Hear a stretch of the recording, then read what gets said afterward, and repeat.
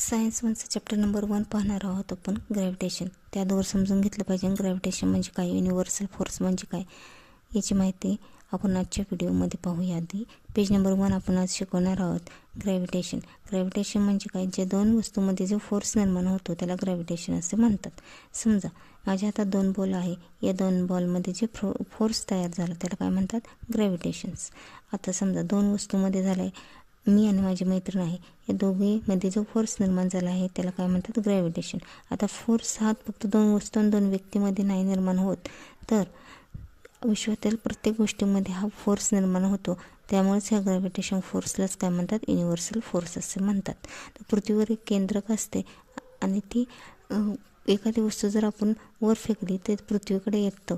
ती वस्तू सरळ खाली येते आणि पृथ्वीच्या केंद्रकाकडे जाते. म्हणजेच पृथ्वी त्या वस्तूला अट्रॅक्ट करते आणि तिथं स्वतःच्या केंद्राकडे खेचते. त्यामुळे कुठलीही वस्तू येताना सरळ रेषेत खाली येते. आता समजा मी पृथ्वीवर उभा आहे, तर माझ्यामध्ये कोणता फोर्स निर्माण झाला आहे, ग्रॅव्हिटी निर्माण झालेली आहे.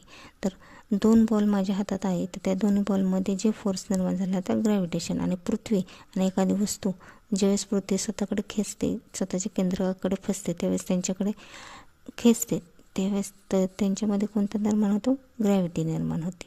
आता ग्रॅव्हिटी आणि ग्रॅव्हिटेशनल काय हे तर मला समजलंच असेल. त्याला आता लेक्चर नंबर 1 पाहणार आहोत. पेज नंबर 1 पाहणार आहोत आपण ग्रॅव्हिटेशन. ग्रॅव्हिटेशनमध्ये काय पाहणार आहोत, gravitation, Kepler laws, acceleration to the gravitational force of the earth, free fall, circular motion and centripetal force, Newton universal laws of gravitation, its capacity हे आपण पाहणार आहोत या चॅप्टरमध्ये. आता तुम्हाला काही प्रश्न विचारले आहेत. What are you the effect of the force acting on any object. फोर्सचा कुठल्या ऑब्जेक्टवर काय परिणाम होतो याची माहिती आपण घेऊया. What type of forces are you familiar with. तुम्हाला माहिती असलेल्या फोर्सची नावे सांगा. तसेच what do you know about the gravitation force. तुम्हाला माहिती आहे का ग्रॅव्हिटेशन फोर्स काय, त्याच्याबद्दल माहिती आहे हे तर तुम्हाला सांगायचंच. We have seen in the previous standard that the gravitational force is the universal force and it acts not only between 2 objects on the earth but also between two objects in the universe. Let us now learn how this force is discovered. तर तुम्ही मागच्या वर्षी पाहिलंच असेल, तर gravitational force मला universal force असे म्हणतात. का तर ते 2 वस्तूंमध्ये कार्य करत नसून विश्वातील प्रत्येक गोष्टीमध्ये हे ग्रॅव्हिटेशन फोर्स असतो, म्हणूनच त्याला काय म्हणतात, युनिव्हर्सल फोर्स असे म्हणतात. Let us learn how this the force is discover. आता हे आपण ग्रॅव्हिटेशन फोर्सबद्दल पाहिलं, तर ग्रॅव्हिटेशन फोर्सचा शोध कसा लागला ते पाहूया. Gravitation, as we have learn the phenomenon of gravitation was discover by Isaac न्यूटनने ग्रॅव्हिटेशनचा शोध लावला.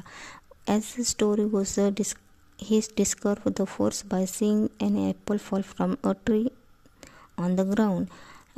He wondered why apples fall vertical downward and not at any angle to the vertical. Why do they not fly off in a horizontal direction?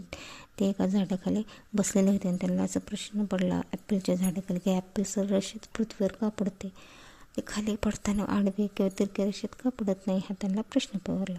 त्याच्यानंतर after much that he came to the conclusion that the earth must be attracting the apple towards itself and it attractive force must be direct towards in the centre of the earth. आता ही जे वस्तू एखादी वरून खाली पडते त्याच्यामध्ये पृथ्वीवरती काय अट्रॅक्टिव्ह फोर्स निर्माण होता आणि पृथ्वीवरती जे केंद्रक आहे त्या केंद्राकडे ही वस्तू खेचली जाते.